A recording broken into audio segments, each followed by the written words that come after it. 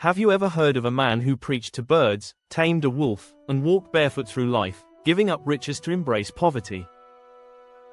That man was Saint Francis of Assisi, one of the most beloved and radical figures in Christian history.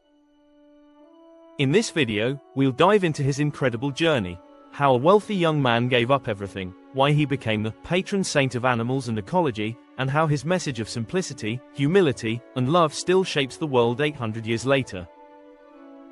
Stay with me, because by the end, you'll see why Saint Francis is not just a figure of the past, but a voice we still need today. Francis was born in 1181 or 1182, in the small Italian town of Assisi. His birth name was Giovanni di Pietro di Bernardone, but everyone called him Francesco, the Frenchman, because his father loved French culture. His father, Pietro Bernardone, was a wealthy silk merchant. His mother, Pica, was a noblewoman. Francis grew up surrounded by comfort and privilege. He wore fine clothes, ate well, and had dreams of becoming a knight. As a young man, Francis was charming, witty, and loved parties. He was known as the King of Feasts in Assisi. No one would have guessed this spoiled, carefree youth would one day become one of Christianity's most radical saints. But everything changed when war entered his life. At around 20 years old, Francis went off to war, fighting in the conflict between Assisi and Perugia. He was captured and spent a year in prison. That year broke him. He became ill, weak, and reflective. Later, he tried again to pursue the life of a knight. But on his way to battle, he had a vision, a voice that told him, "Francis, who can do more for you, the master or the servant, the rich man or the poor?" Francis answered, "The master, the rich man." The voice replied, "Then why do you leave the master for the servant, the rich man for the poor?" He turned back. This was the beginning of his transformation. After returning to Assisi, Francis's life changed dramatically. He began to avoid his old friends and spent more time in prayer. He gave away his expensive clothes and started caring for the sick, even lepers, who were shunned by society.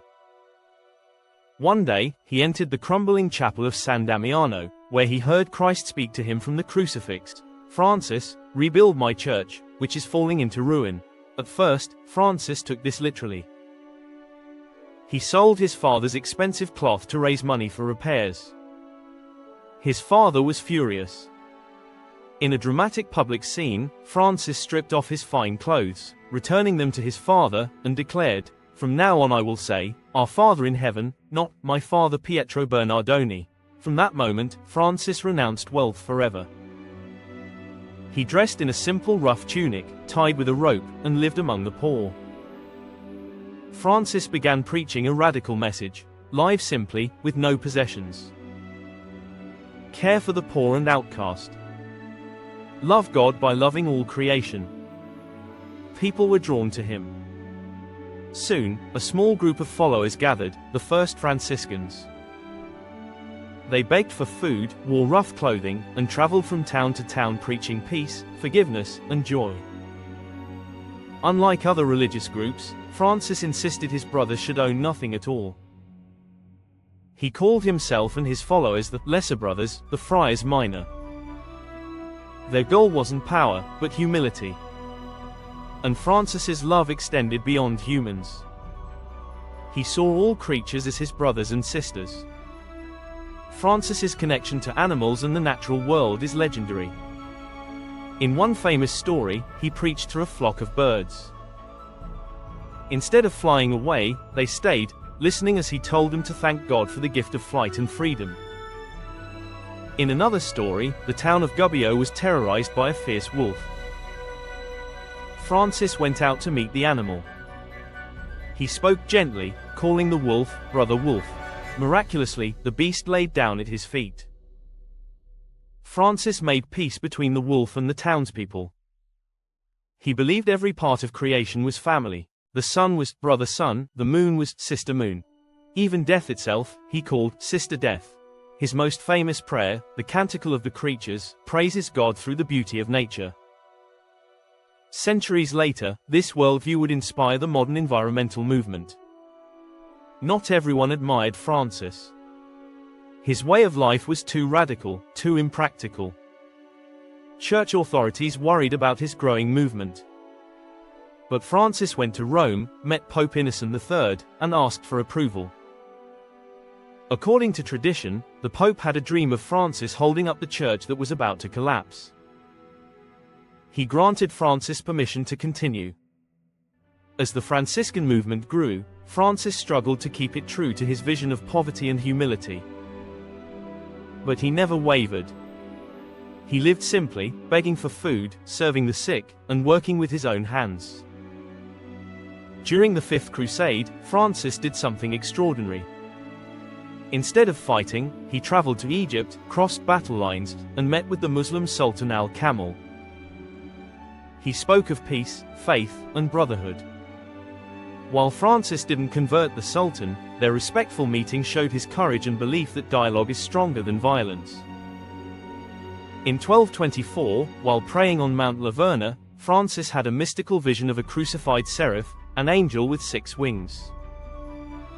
When the vision ended, he discovered wounds on his hands, feet, and side, the stigmata, marks of Christ's crucifixion.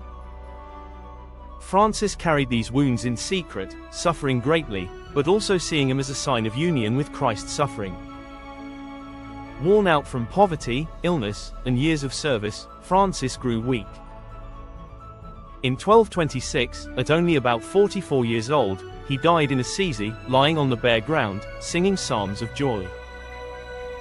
Just 2 years later, in 1228, Pope Gregory IX canonized him as a saint. The Basilica of Saint Francis was built in Assisi to honor him. Francis's impact has lasted for centuries. The Franciscan order spread across the world, caring for the poor and teaching peace. He is honored as the patron saint of animals, merchants, and ecology. Every October 4th, on his feast day, churches bless animals in his memory. In 1979, Pope John Paul II declared him the patron of ecology. In 2013, Cardinal Jorge Bergoglio chose the name Pope Francis after him, the first pope ever to take that name, saying he wanted a church of the poor and for the poor. Today, Saint Francis stands as a symbol of simplicity over greed, peace over violence, love over power. Saint Francis of Assisi lived just 44 years, but in that short life, he changed the world. He walked away from wealth to embrace poverty, healed wounds in a divided society, and showed that even the smallest creatures are part of God's family. In a time when we face wars, inequality, and environmental crises, his message is as urgent as ever: live simply. Love deeply. Care for creation. See everyone, and everything, as your brother and sister. So next time you hear birds singing in the morning, think of Francis, the saint who spoke their language.